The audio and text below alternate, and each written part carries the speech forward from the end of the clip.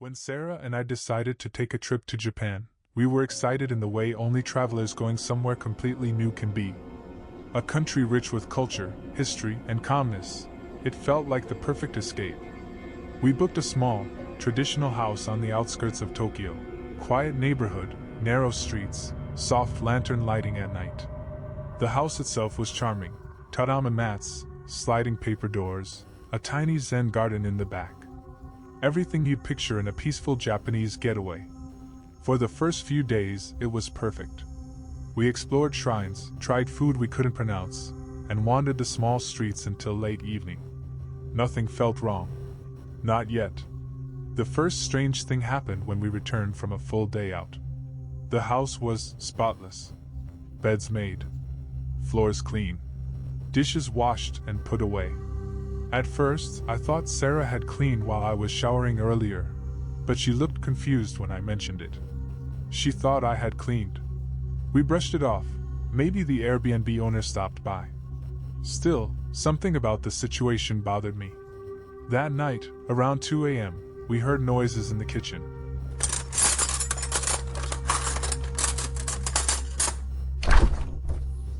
Utensils clattering. Something metallic shifting. And the unmistakable sound of a refrigerator door opening.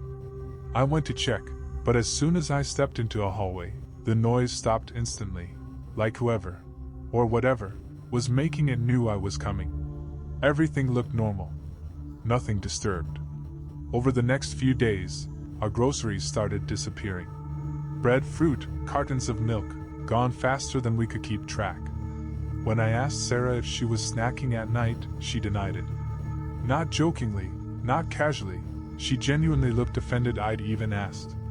We tried to calm ourselves, but the night noises got louder, more frequent. Finally, we decided to test something.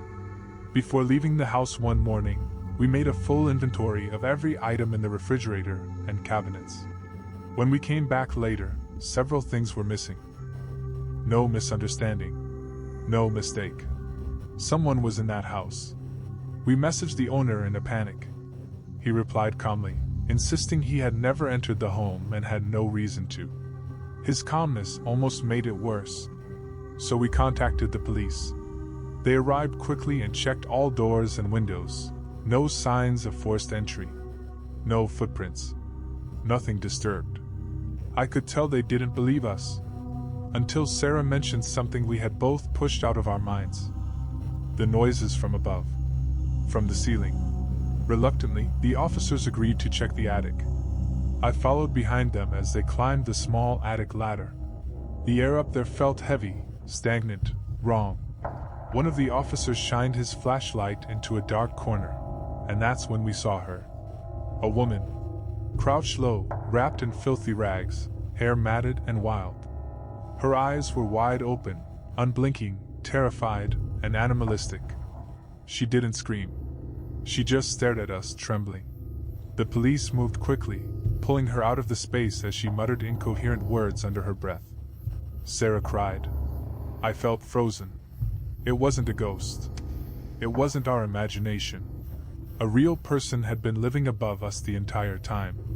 The police explained she had likely been living in the attic for nearly a year, slipping quietly through a narrow opening in the kitchen ceiling. They suspected she had previously lived in other homes the same way, finding empty attics, hiding, and surviving off whatever she could access. That night, we packed our bags and left the Airbnb immediately. The house felt contaminated, violated. We ended our trip early. Japan is beautiful, but after that experience, we just wanted to go home.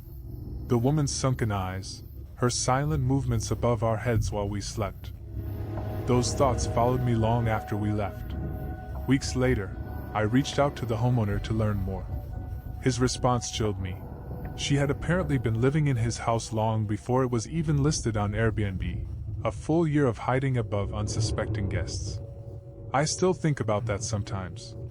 How many nights did she watch us? How close had she come to us while we were asleep? And how many other homes, how many other travelers, had she lived above without them ever knowing?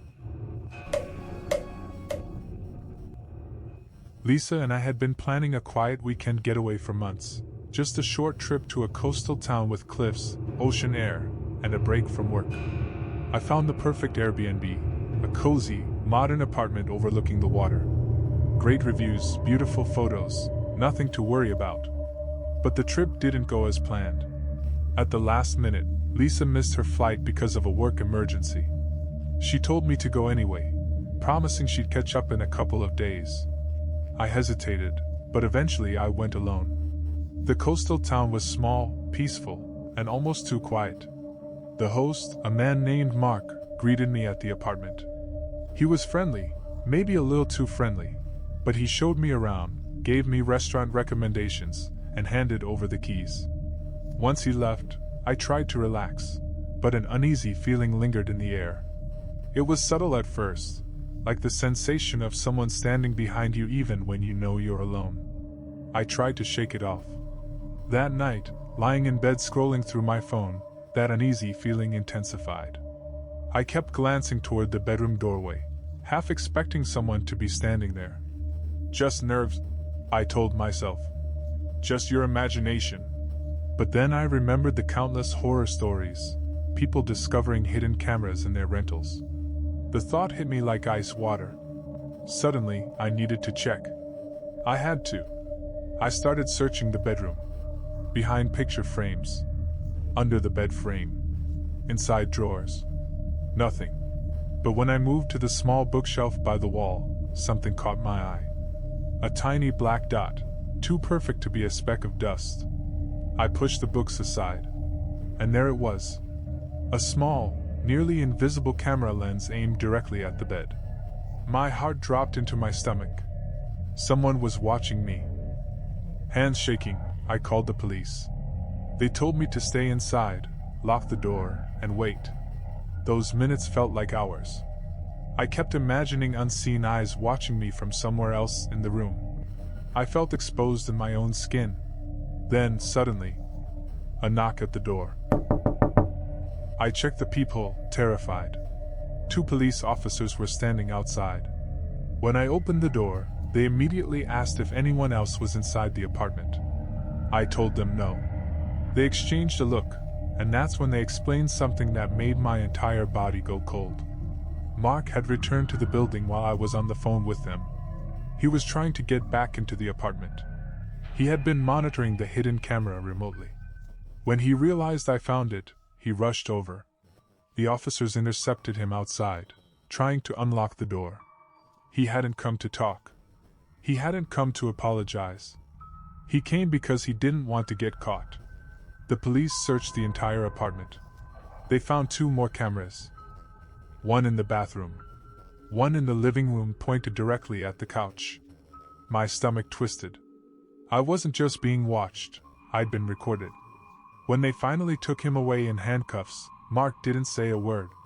He just stared at me with this cold, empty expression, the kind that sticks with you long after you stop seeing it. The next few days blurred together. Police interviews. Statements. Paperwork. But the fear didn't go away. Not for a long time. I learned during the investigation that Mark had a history of doing this. He had been setting up hidden cameras in his rental properties for years. He'd watched countless unsuspecting guests, people who likely never discovered what he'd done. He knew exactly where to hide cameras, how to access the footage, how to cover his tracks. I was just the first one who caught him in time. Eventually, the case went to trial. Mark was convicted on multiple charges and sentenced to prison. The relief I felt was mixed with disgust. Disgust that someone would violate strangers in such a vile, deliberate way.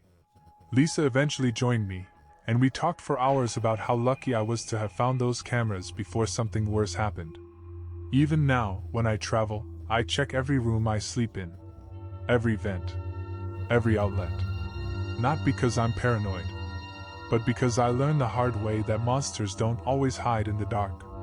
Sometimes they hand you the keys, shake your hand, and smile.